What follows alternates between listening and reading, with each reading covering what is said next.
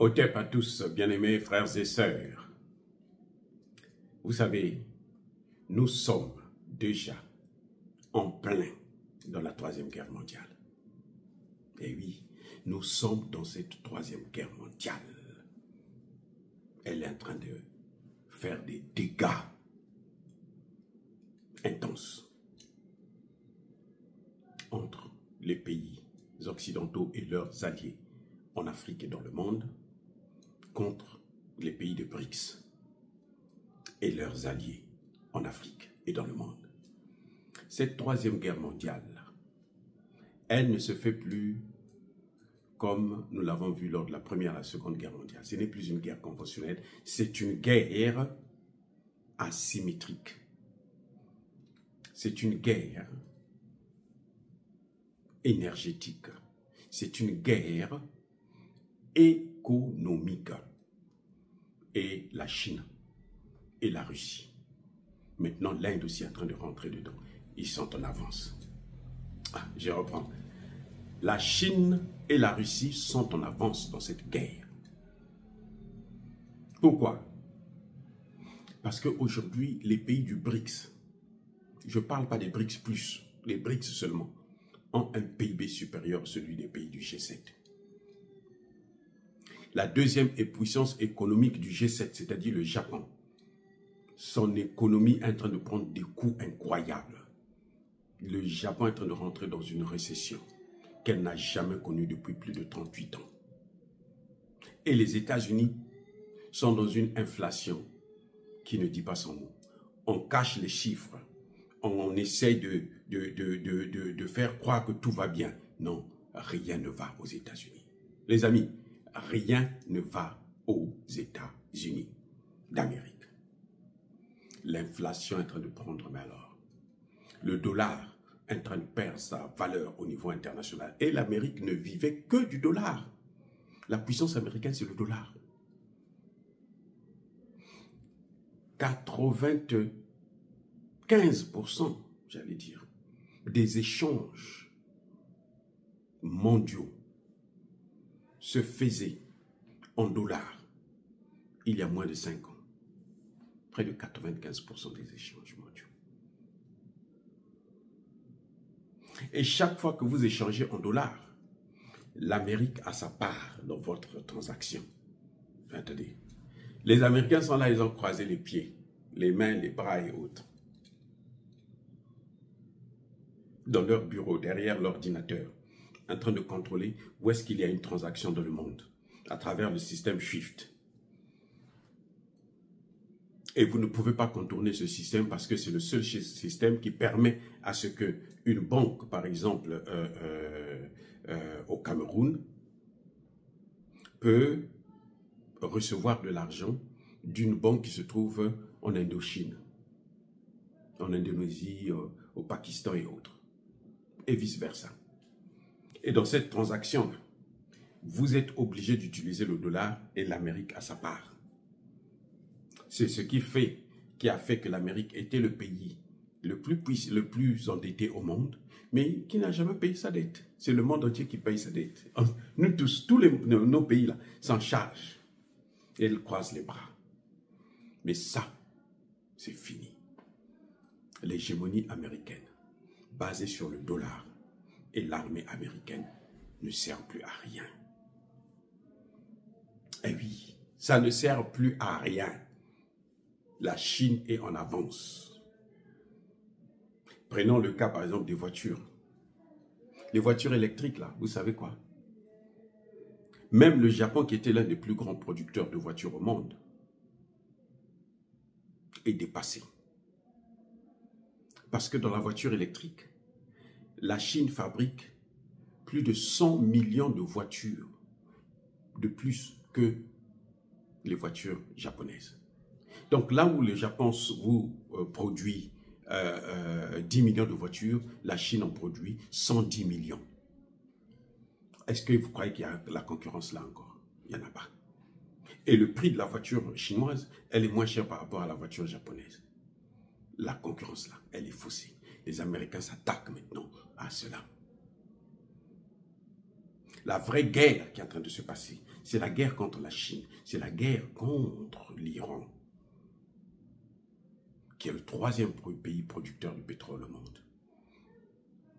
Et 80% de son pétrole, 90% même, je dis 80, mais je suis très gentil, 90% du pétrole iranien est acheté par la Chine, et la Chine achète ce pétrole en dehors du dollar, ce qui fait que les sanctions américaines aujourd'hui n'ont aucune valeur. Les sanctions européennes aujourd'hui au Japon n'ont aucune valeur. Ça, c'est la vraie guerre.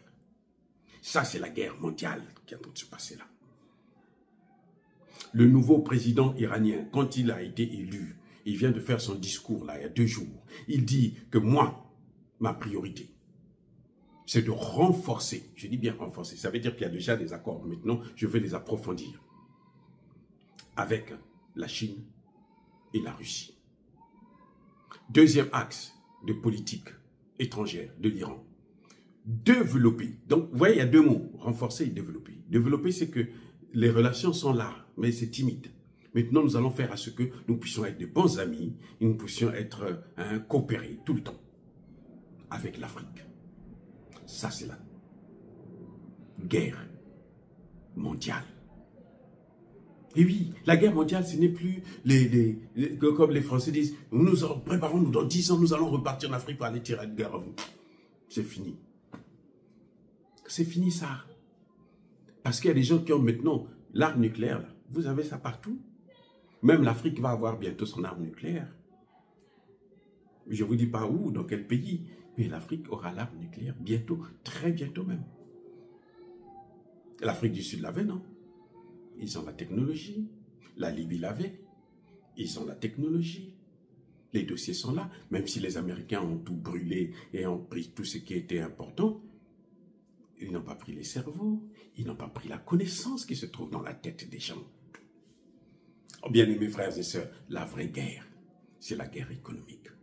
Les Chinois sont en train de donner des coups à l'Amérique d'une manière incroyable. Les Chinois sont en train d'écraser les États-Unis sans sortir une seule cartouche. Sans missiles, mais ils sont en train de frapper les États-Unis. Ils sont en train de frapper les États-Unis. Vous allez me dire qu'ils passent par la Russie. Non, la Russie elle-même est en train de donner des coups. Non, les gars. Vous avez déjà vu les Russes envoyer une seule balle, un seul missile en France? Et pourtant, les Français sont en train de fouiller. Partout là où la Russie passe, là, la France trépasse. Partout là où les Russes arrivent, là, les Français disparaissent. C'est pour ça que nous avons dit, et nous le disons encore une fois de plus à Tshisekedi, va vers les Russes. Le monde là, hein? L'OTAN là, c'est du passé. L'OTAN est à l'agonie, monsieur Tshisekedi, l'OTAN est à l'agonie. Monsieur Kagame, l'OTAN est à l'agonie. Monsieur Museveni, l'OTAN est à l'agonie. Ce que vous êtes en train de faire au Congo, vous allez le payer cher le moment où les Américains seront mis à genoux. Parce que les Chinois sont en train de donner des coups à l'Amérique.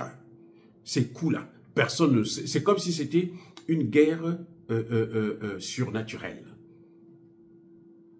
Et oui, on a l'impression que c'est une guerre métaphysique. Mais elle est là, nous la voyons. Pour ceux qui réfléchissent, pour ceux qui observent la géopolitique mondiale, ils savent que les Chinois sont en train de donner de ces coups. Les Russes sont en train de donner de ces coups. C'est incroyable. Les Américains, eux, se contentent de la force, des armes. Ils ont encerclé la Russie, ils ont encerclé la Chine. Vous voyez? Mais les autres sont en train de les encercler sans qu'eux, ils ne le sachent. Sur le plan économique, une guerre n'a de sens que lorsqu'elle apporte des intérêts économiques et stratégiques. Et oui, et si vous n'avez pas une économie de guerre, vous ne pouvez pas faire une guerre. Et les Chinois sont en train de couper les ailes qui permettent à l'Amérique de se développer, d'avancer, de dominer le monde. Les Chinois sont en train de casser ça. d'une manière mais, cynique. Je dis bien cynique. Pendant que les Américains s'acharnent sur un pays pauvre comme le Congo démocratique. Pauvre, en fait, par rapport à son économie, bien sûr. Hein, parce qu'en matière première, ce n'est pas un pays pauvre. Mais je veux dire que les Américains sont en train de s'acharner à couper le Congo, à déchirer le Congo, à plier le Congo. N'oubliez pas que dans ce même Congo-là, il y a déjà les Chinois qui investissent. Là, pour les infrastructures, là, la dernière fois quand Tshisekedi est allé en Chine, les Chinois ont dit, nous, on va mettre 7 milliards de dollars américains pour développer les infrastructures. Si les Congolais sont sérieux, si les Congolais ne volent pas cet argent comme ils sont en train de le faire en ce net moment, croyez-moi, dans 5 ans, 10 ans, les Chinois seront les maîtres. On ne verra pas les Américains. Parce que ce qu'on va garder, l'idée, l'image qu'on va garder des Américains, c'est laquelle? L'occupation de l'Est. Et le pillage des matières premières. Vous voyez comment la guerre est en train de se passer devant nous, sous nos yeux. Nous, on est en train de voir. Là, là je parle. Ça, c'est la haute politique. Ça, c'est la science politique. Ici, là, ce n'est pas l'information. Non, non, non. C'est la science. Et oui. Dans 10 ans, si les Congolais sont un peu sérieux, un peu, je dis seulement, pas un peu, pas beaucoup, un peu seulement, sérieux, dans 10 ans, là, les infrastructures vont se développer en RDC. Les routes, les chemins de fer, ainsi de suite. Qu'est-ce qu'on va retenir dans 10 ans de ce que les Américains ont fait? Ils disent à Tshisekedi, qui est bête aussi, hein, il faut le dire, très bête même, Monsieur Tshisekedi dort. Cessez le feu humanitaire, trêve humanitaire. On n'apporte même pas un bonbon à ces populations qui sont en train de souffrir. Au contraire, on est en train de déverser des armes, on est en train de déverser. Les Rwandais qui sont en train de le faire là, comment ils vont développer leur économie? Avec ces matières premières, ils vont vendre à qui? Aux Européens qui n'ont pas d'argent. Les Européens n'ont pas d'argent pour développer l'industrie, ni au Congo, ni comment on appelle ça, au Rwanda, ni en Ouganda. Ils n'ont pas les moyens. La Chine a des milliards avec elle. Elle dépense. Donc même si vous venez voler les matières premières, il faut bien des machines, il faut bien l'argent pour investir, pour que vous puissiez développer, transformer ça. Si vous n'avez pas les moyens pour le transformer, vous allez faire quoi? Vous allez vous tourner vers ceux qui ont des moyens. Ça va revenir encore vers la Chine.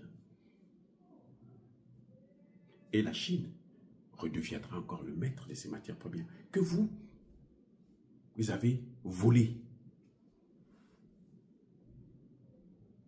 Et la Chine, comme ils sont cyniques et sans pitié, ils vont vous écraser encore plus. Voilà ce qui est en train de se passer sous nos yeux. Une guerre que les Chinois sont en train de gagner, que les Russes sont en train de gagner. Maintenant, là, vous avez vu le dernier voyage le nouveau, enfin, pas le nouveau, il a reçu un 3e mandat, le président, le premier ministre indien. Son premier déplacement, ce n'est pas aux États-Unis, ce n'est pas en Europe, c'est en Russie. La Russie qui est sous embargo, la Russie qui est attachée. Vous savez pourquoi? Parce que l'Inde est une puissance économique sans ressources naturelles réelles. Vous voyez, l'Inde est une puissance, c'est la 3e puissance économique du monde actuellement. Mais donc, si elle veut continuer à se maintenir dans cette position, elle doit s'appuyer sur des pays qui ont des matières premières. Puisque l'Afrique, on le voit avec la RDC, comment les Américains sont en train de piller l'Afrique. Mais ils ne pourront pas se développer parce que malgré le pillage qu'ils font depuis, le Congo là, leur appartient depuis plusieurs années, depuis l'époque de Lumumba. Ce sont les Américains qui ont livré Lumumba avec l'ONU. Vous voyez? Donc malgré ça, là, aujourd'hui on est en train de voir que leur économie est en train de prendre un coup. Donc l'Inde a compris le jeu. L'Inde s'appuie sur les puissances émergentes. En fait, les puissances les plus développées. Les puissances en avance. C'est la Chine, c'est la Russie. Quand les gens se disaient, mais pourquoi le Premier ministre est allé? Non, le Premier ministre est parti parce que c'est une puissance. La Russie, en 2 ans, a talonné, a dépassé près de 8 pays au monde, y compris la France d'abord qu'elle a écrasé, après l'Allemagne qu'elle a écrasé, après le Japon. La Russie est aujourd'hui au-dessus du Japon. C'est la 4e puissance économique après la Chine, les États-Unis, l'Inde et la Russie. Vous voyez, c'est incroyable. C'est ça la vraie guerre. C'est ça la vraie guerre. Oh, bien aimés frères et sœurs, dire cela, c'est inciter à la haine ou à la violence. Non. Il y a colère, veille. Encore une fois de plus, soyez bénis, abondamment bénis par le Dieu de Kémite et par nos ancêtres évangélisés. Mais que tous ceux qui persécutent le continent africain, le pillent et le déstabilisent, qu'ils soient noirs, blancs, chinois, arabes, juifs, indiens ou qui qu'ils soient punis, maudits, foudroyés, neutralisés, écrasés, effacés par le Dieu de Kémite et par nos ancêtres évangélisés. Vive l'Afrique éternelle. J'ai dit et j'assume.